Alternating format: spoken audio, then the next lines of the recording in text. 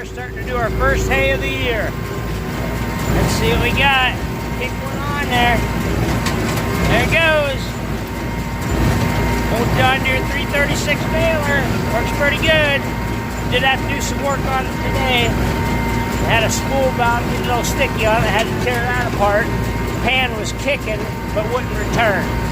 So I think we got it fixed. You folks have a good day.